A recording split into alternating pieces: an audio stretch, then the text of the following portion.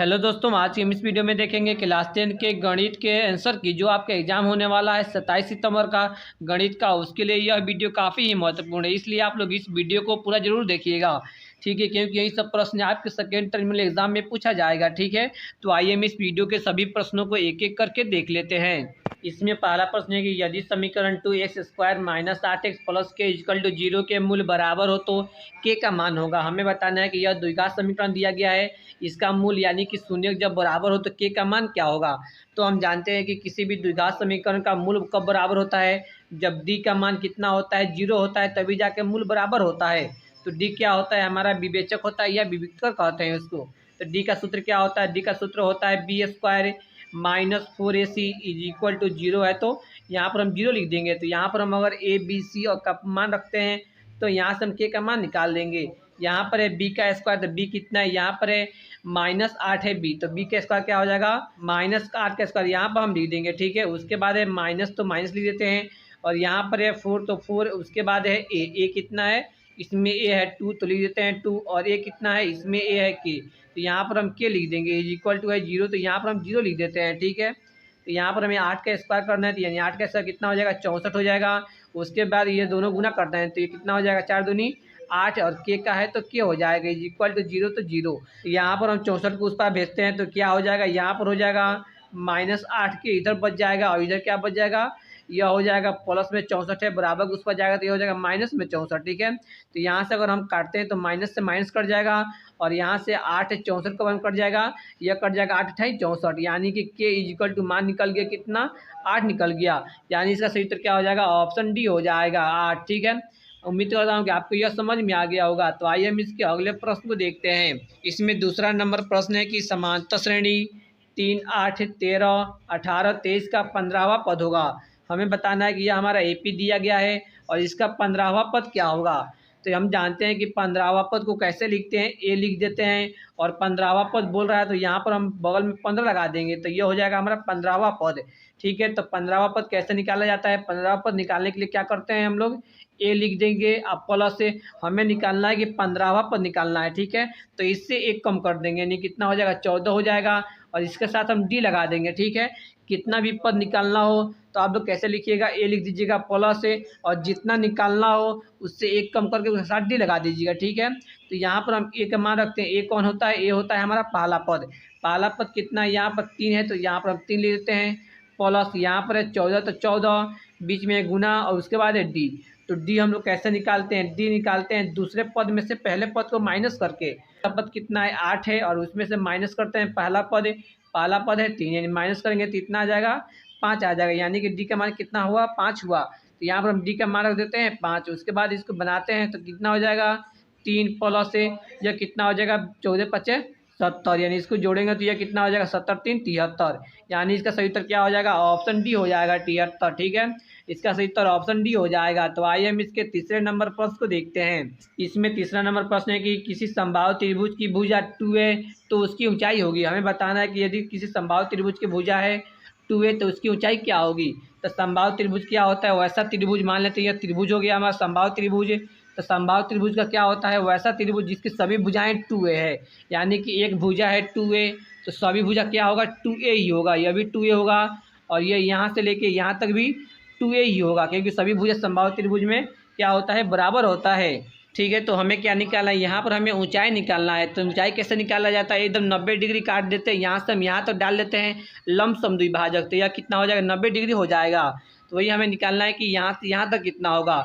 तो हम जानते हैं कि यहाँ से यहाँ तक कितना दिया है, 2a दिया हुआ है, तो यहाँ से यहाँ तक कितना हो जाएगा, यह हो जाएगा a, और फिर यह कितना हो जाएगा, यह भी ये हो जाएगा, क्योंकि हमने इस भुजा को 2 भागों में बांट दिया। तो यहाँ पर हम देख रहे हैं कि 90 डिग्री बन रहा है, यहाँ पर हो गया 90 डिग्री, और इसके 90 डिग्री सामने वाला क्या हो जाता है, कोण हो जाता है, और यहाँ पर जिस पर 90 डिग्री आता है वह हो जाता है आधार, यानी कि यह हो जाएगा आधार है, और यह कितना हो जाएगा, यह हो जाएगा लंब, यानी कि हमें लंब का मान निकालना है।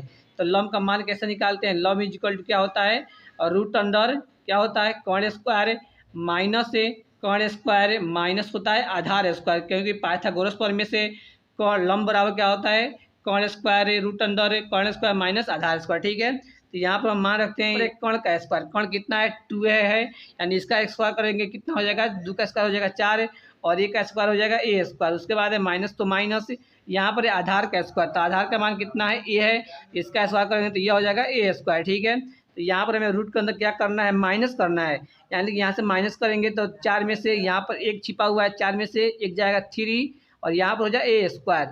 यानी कि जब रूट के अंदर आता है तो उसमें से वर्गमूल निकालते हैं, तो यहाँ पर है 2a स्क्वायर है, यानी कि एक ए बाहर निकल जाएगा, 2 रहेगा तो उसमें से एक निकल जाएगा और रूट अंदर क्या बच रहा है, 3 बच रहा है, यानी कि यही उत्तर हो जाएगा हमारा ऊंचाई हो जाएगा। ठीक है, यानी इससे सही तो क्या हो जाएगा, ऑप्शन बी हो जाएगा, a√3। ठीक है, उम्मीद करता हूँ कि आपको यह समझ में आ गया होगा। तो आइए हम इसके चौथे नंबर प्रश्न को देखते हैं। इसमें चौथा प्रश्न है कि -1 किस चतुर्थांश में स्थित है, बताना कि यह बिंदु जो दिया गया है वह किस चतुर्थांश में स्थित है। तो हम जानते हैं कि यह इसमें हमारा पहला चतुर्थांश होता है, यह इसमें आएगा तो दूसरा होगा, और इसमें आएगा तो तीसरा होगा, और इसमें आएगा तो चौथा होगा। यानी पहले चतुर्थांश में क्या होता है, दोनों संख्याएं प्लस में होती है, और दूसरे चतुर्थांश में क्या होता है, पहला माइनस में होता है, दूसरा होता है प्लस में, तीसरा में क्या होता है, दोनों संख्याएं माइनस में होती है, और चौथा में क्या होता है, पहली संख्या प्लस में होती है, दूसरी संख्या माइनस में होती है। तो यहाँ पर हम देख रहे हैं कि दोनों संख्या किस चीज़ में है, माइनस में है, यानी कि इसका सही तो क्या हो जाएगा, इसमें पढ़ रहा है कि यह तीसरा पढ़ रहा है, यानी इसका सही तो क्या हो जाएगा, ऑप्शन सी हो जाएगा, तृतीय। ठीक है, उम्मीद करता हूँ कि आपको यह समझ में आ गया होगा। तो आइए हम 5वें नंबर प्रश्न को देखते हैं। इसमें 5वां नंबर प्रश्न है कि एक 6 मीटर ऊंचे खंभे की पृथ्वी पर छाया 2√3 मीटर है, तो सूर्य का उन्नयन कोण बराबर होगा। हमें बताना है कि 6 मीटर का खंभा दिया गया है और उसका छाया का लंबाई दिया गया है 2√3 मीटर, यानी कि मान लेते हैं यह हो गया हमारा खंभा और इस खंभा की छाया हो गया यह, मान लेते यह हो गया छाया, और हमें दिया गया है कि छाया की लंबाई कितनी है, 2√3 मीटर।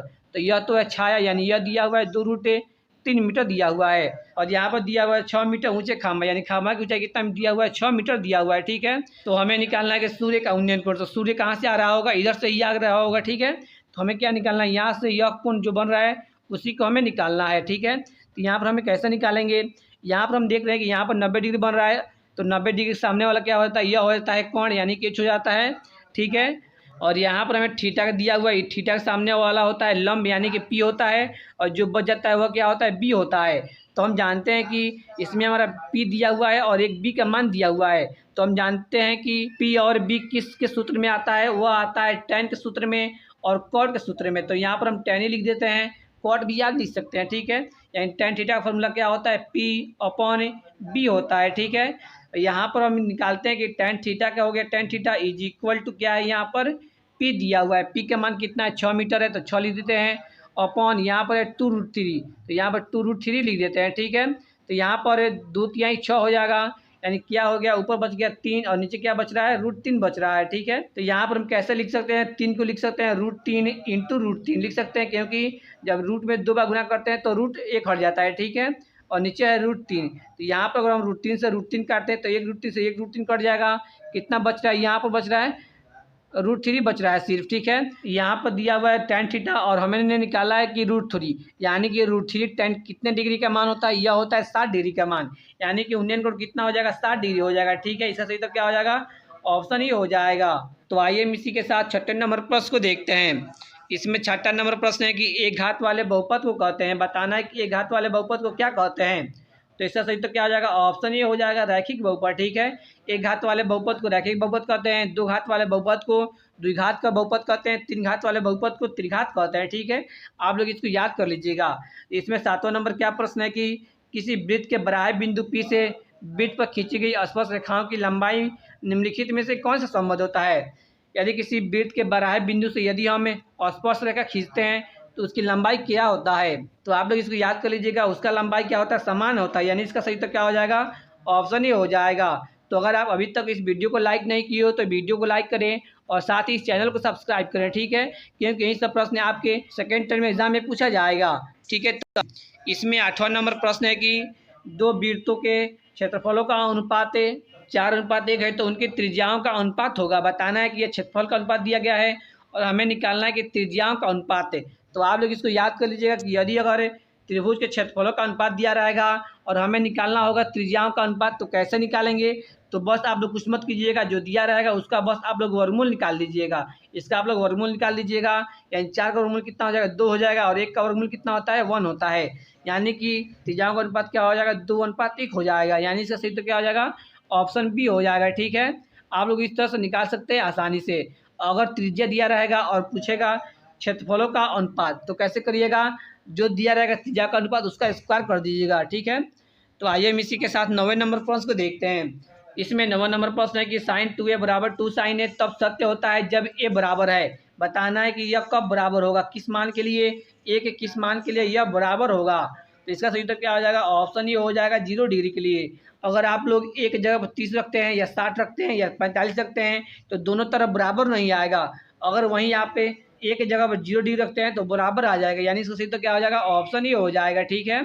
तो आइए हम इसके 10वें नंबर प्रश्न को देखते हैं। 10वां नंबर प्रश्न है कि सबसे छोटी अभाज्य संख्या है। बताना है कि सबसे छोटी अभाज्य संख्या क्या है। तो इसका सही उत्तर क्या हो जाएगा, ऑप्शन बी हो जाएगा 2, ठीक है। इसका सबसे छोटी अभाज्य संख्या क्या होता है, 2 होता है। और आप लोग यहाँ पर कहिएगा 1 है, नहीं, एक तो ना अभाज्य होता है ना भाज्य होता है, ठीक है। एक ना भाज्य संख्या होता है ना अभाज्य संख्या होता है, यानी इसका सही तो क्या हो जाएगा, ऑप्शन बी हो जाएगा। अगर आपको यह वीडियो पसंद आए तो वीडियो को लाइक करें और साथ ही चैनल पर नए हैं तो चैनल को सब्सक्राइब करें। तो फिर हम एक और नए वीडियो मिलते हैं। तो thanks for watching this video.